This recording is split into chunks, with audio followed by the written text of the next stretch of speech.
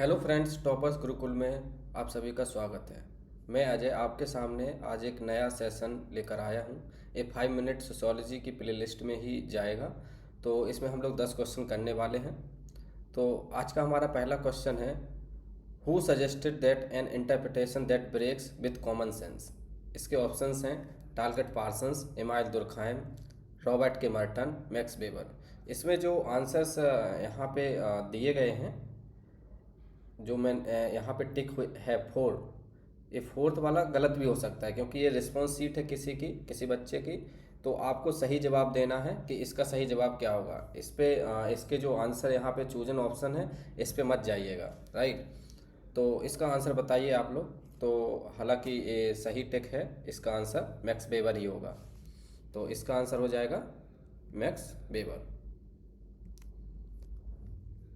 Next question की ओर जाते हैं। इसका आंसर मैक्स वेबर, ठीक है।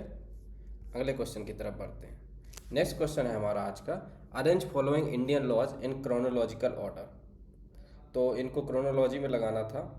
तो oriental gas company act, Indian petroleum act, the atomic energy act, the motor vehicle act, the factories act. तो इसका सही आंसर हो जाएगा, सबसे पहले आएगा आपका ओरिएंटल गैस कंपनी एक्ट, यानी कि इसमें आंसर हो जाएगा आपका 2। पहले ए आएगा, फिर बी आएगा, फिर डी आएगा, फिर ई आएगा, फिर सी आएगा। तो इसका सही जवाब हो जाएगा सेकंड वाला। नेक्स्ट क्वेश्चन है, arrange the following stages in the development of human communication. तो ये बड़ा ही इजी क्वेश्चन था और ये यूजीसी नेट जेआरएफ जो जून का एग्ज़ाम हुआ था 2024 में, दिसंबर में, माफ़ करिए, जो दिसंबर 2024 में जो एग्ज़ाम हुआ था उसी वही पेपर है ये। तो इसका आंसर बताइए आप लोग। इसका आंसर हो जाएगा सेकंड। कैसे होगा? द एज ऑफ साइंस सबसे पहले, क्योंकि साइंस में सबसे पहले बात करते थे। उसके बाद राइटिंग हुई, राइटिंग के बारे में लोगों को पता चला या राइटिंग करना लोगों ने सीखा। फिर उसके बाद द एज ऑफ, जब राइटिंग करने लगे तो उसको प्रिंट किया, प्रिंटिंग मशीन आई, तो प्रिंट करना स्टार्ट किया लोगों ने। फिर उसके बाद द एज ऑफ इलेक्ट्रॉनिक्स आया और उसके बाद द इंफॉर्मेशन एज, जो आज का समय कहा जाता है वो इंफॉर्मेशन एज का कहा जाता है। तो इसका सही आंसर हो जाएगा बी, या सेकंड वाला। तो ये आंसर इसका हो जाएगा।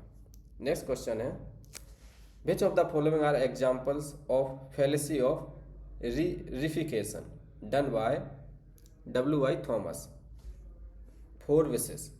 तो इसका सही आंसर, ये थोड़ा टिपिकल क्वेश्चन है, इसका सही आंसर हो जाएगा पहला वाला। कैसे होगा कि जैसे जो फेलिसी ऑफ रीफिकेशन है बाय W.I. थॉमस, तो उसके जो एग्जाम्पल्स हैं वो कौन कौन से हैं? A, B, D, E। इसमें C आंसर नहीं होगा।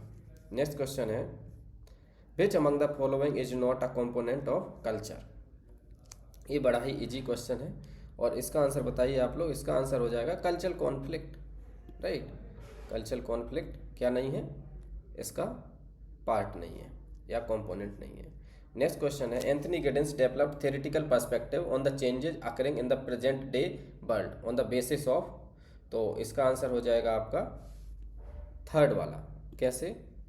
ए और ई, ए और ई, सोशल रिफ्लेक्सिविटी और रनअवे वर्ल्ड या रनवे वर्ल्ड।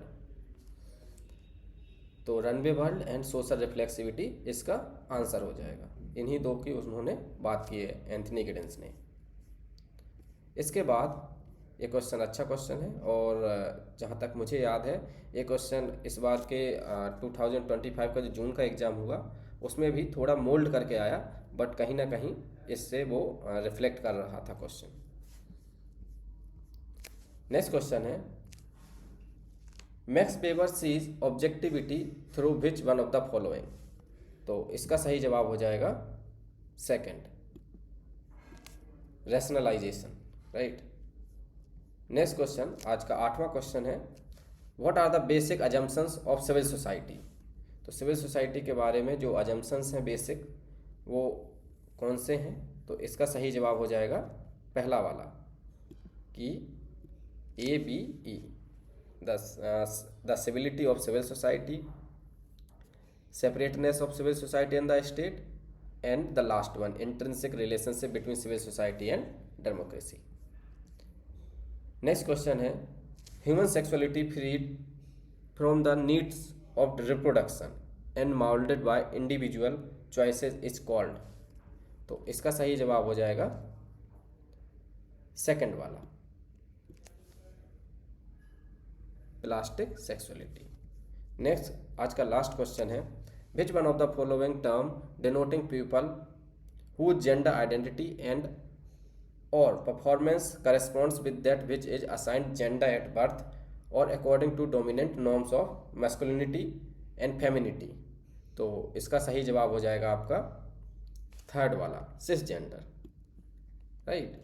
क्योंकि उन्होंने क्या बोला है कि एक पर्टिकुलर जेंडर है which is assign gender at birth, birth पे जो जेंडर मिलता है according to dominant norms of masculinity and femininity, तो वो सिस जेंडर होता है, ठीक है। तो आज के 10 क्वेश्चन मैंने आपको कराए, जो कि UGC नेट JRF का दिसंबर 2024 का पेपर था, उसी में से मैंने 10 क्वेश्चन आपको कराए हैं। तो आई होप कि आपको ये क्वेश्चंस हेल्पफुल लगेंगे, ऑफ कोर्स, क्योंकि PYQs हैं, तो इनको ज़रूर याद रखिए और ये आगे आपको काम आएंगे। तो जब आप इनको अच्छे से तैयार कर लेंगे, तो जैसे मैंने आपको बताया कि देखो ये दिसंबर में आया 2024 में, और फिर जून में वो एंथनी गिडेंस वाला जून में 2025 में फिर से आ गया। तो कहीं ना कहीं कुछ क्वेश्चंस ऐसे होते हैं जो दोबारा से जस्ट दूसरे वाले में ही या कॉन्सिक्यूटिव टर्म में जो साइकिल में एग्ज़ाम होता है उसी में पूछ लिए जाते हैं, या फिर कुछ एक गैप करके अल्टरनेटिवली पूछ लिए जाते हैं।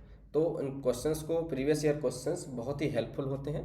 तो आप इनको टॉपर्स गुरुकुल के साथ जुड़िए, हमारे चैनल को सब्सक्राइब कर लीजिए, और ये क्वेश्चंस कंटिन्यूसली रेगुलरली जैसे हो रहे हैं आप लोग करिए। तो मिलते हैं आपको नेक्स्ट वीडियो में। धन्यवाद।